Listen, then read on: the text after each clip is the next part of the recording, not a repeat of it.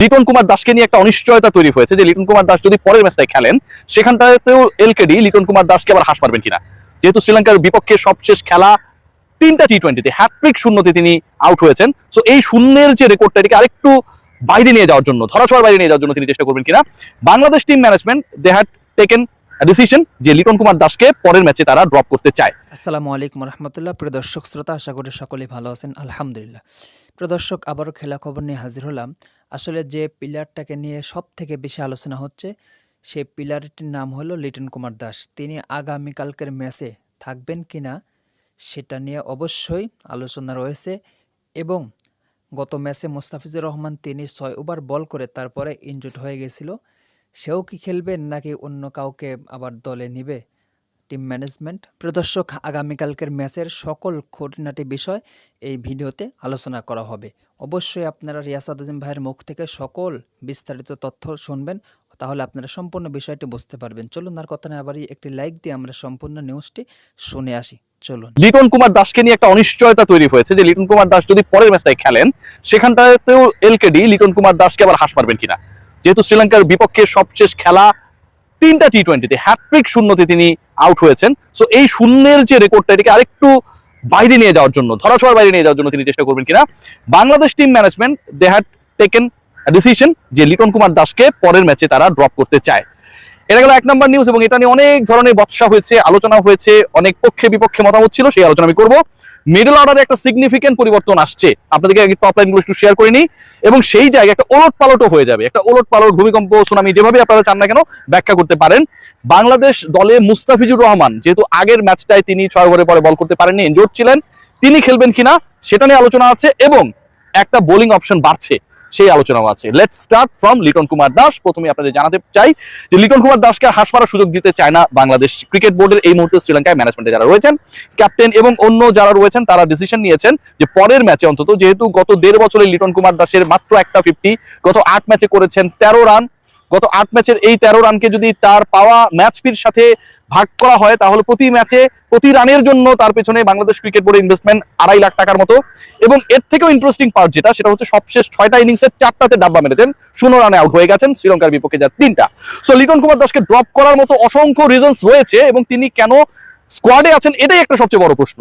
লিটন কুমার দাস স্কোয়াডে কেন, বাংলাদেশের 15-16 সদস্যের দলে কেন, এটাই সবচেয়ে বড় প্রশ্ন, যে প্রশ্নের উত্তর ঠিকঠাক ভাবে দেওয়ার চেষ্টা করেন নেই গাজী আশরাফ হোসেন লিপু, যিনি লিটনকে বাদ দিয়েছিলেন চ্যাম্পিয়ন্স ট্রফিতে, আবার ডেকে নিয়েছেন হচ্ছে শ্রীলঙ্কা সফরে। মাঝখানে কোথাও কোনো কিছু না খেললেও এই সময়টার মধ্যে মনে হয়েছে তার কাছে যে লিটন কুমার দাস সেখানে ফাটিয়ে ফেলবেন। So Liton is out from the team.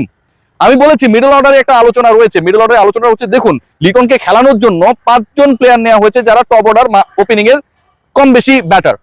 Middle অর্ডারটা পুরোপুরি ফোকলা করে রাখা হয়েছিল, সেই জায়গায় পরিবর্তন আসছে। নাম্বার 4-এ আবারও হয়তো আমরা দেখতে পাবো, হয়তো না মোটামুটি এনশিওর করা যায়, মেহেদী হাসান মিরাজ তিনি নাম্বার 6 থেকে 4-এ নিজেকে প্রমোট করবেন, যে পজিশনটায় তিনি বিভিন্ন সময় খেলার জন্য আগ্রহী ছিলেন। সো মেহেদী হাসান মিরাজ নাম্বার 4-এ সবশেষ যে ম্যাচেসগুলো খেলেছেন, লাস্ট 5টা ইনিংসের মধ্যে 3টাতে 50+ করেছেন। So Mehdi Hasan Miraj is the right and appropriate candidate for that particular position. এবং Mehdi Hasan Miraj তাকে প্রমোট করবেন from number 6 to number 4। Liton Kumar Das যেই পজিশনটায় লাস্ট ম্যাচে খেলেছিলেন, জোর করে খেলা হয়েছিল, এবং ওই পার্টিকুলার জায়গাটাতে লিটন কুমার দাসের যদি পারফরমেন্স দেখি, যে নাম্বার 6-এ লিটন কুমার দাস যতগুলো, নাম্বার 4-এ যতগুলো ইনিংস খেলেছিলেন তাতে তিনি সর্বোচ্চ করেছেন 35, এবারে হচ্ছে 16। বোলিং অপশন বাড়ানোর কথা বলেছি, যে একটা বোলিং অপশন বাড়ছে, এবং সেই আলোচনাটা করতে গিয়ে সবার আগে আমি একটু মুস্তাফিজের আপডেটটা দিতে চাই, যে Mustafiz is ready to play the next match or not. Bangladesh দলের বোলাররা মুস্তাফিজের ইনজুরি সত্ত্বেও অসাধারণ বল করেছিল, 244-এর মধ্যে প্যাক্ট করে ফেলেছিল শ্রীলঙ্কাকে। শেষ পর্যন্ত বাংলাদেশ সেই ম্যাচটায় 5 রানে 7 উইকেট হারিয়ে খাবি খেয়ে পারে নাই।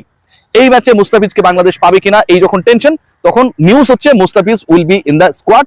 এবং এর থেকেও গুরুত্বপূর্ণ খবর যেটা, সেটা হচ্ছে Shamim Hossain Patwari should be in the squad. So Shamim Hossain Patwari ultimately replacing Liton Kumar Das, এবং জাকের আলী অনিকের ব্যাটিং পজিশনটা একটু উপরে উঠে আসবে।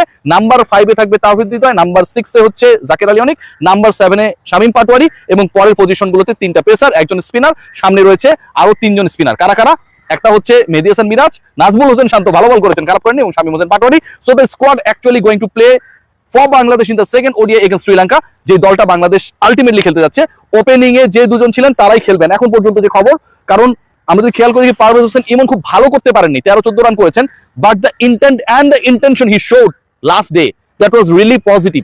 ডমিনেট করা, ডমিনেন্স ক্রিয়েট করা, 29 রানের ওই পার্টনারশিপটাকে মনে হচ্ছিল যে বাংলাদেশ পাত্তা দিচ্ছে না শ্রীলঙ্কানদেরকে, তাদের বোলিং অ্যাটাকে।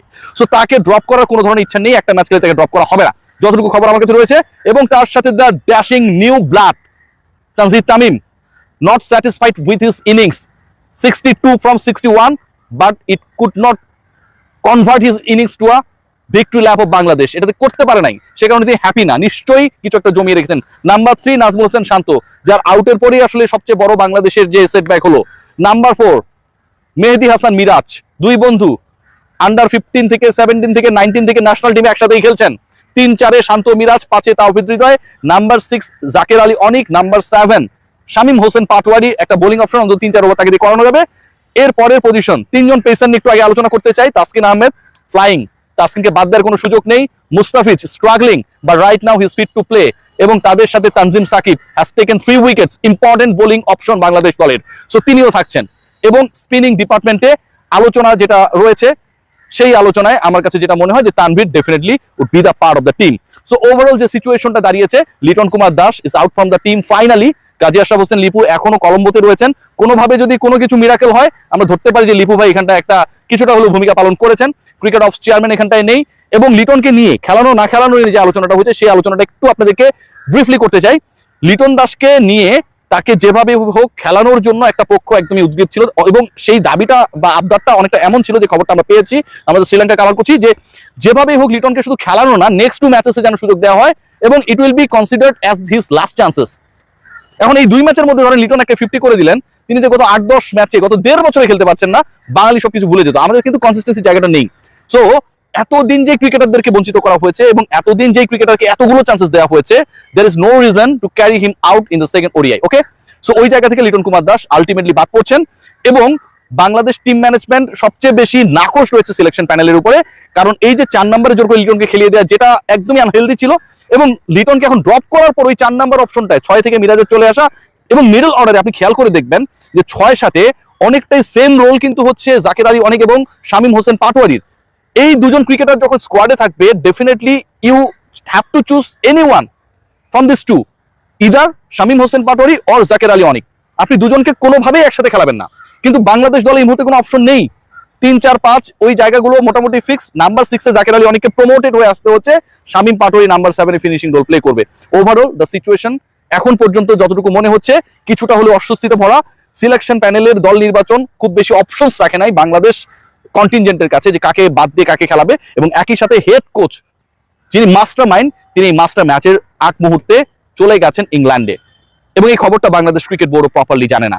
সো এই যখন সিচুয়েশন, বাংলাদেশের সামনে যখন অনেকটা আবারও দেয়ালে পিঠ থেকে যাওয়া, 10th rank in ODIs, new captain, no option in middle, এই সিচুয়েশনে টিম ম্যানেজমেন্ট আমার কাছে মনে হয় যাই ভাবুক যাই করুক না কেন, মেহেদী হাসান মিরাজের দল উড ডু দেয়ার বেস্ট।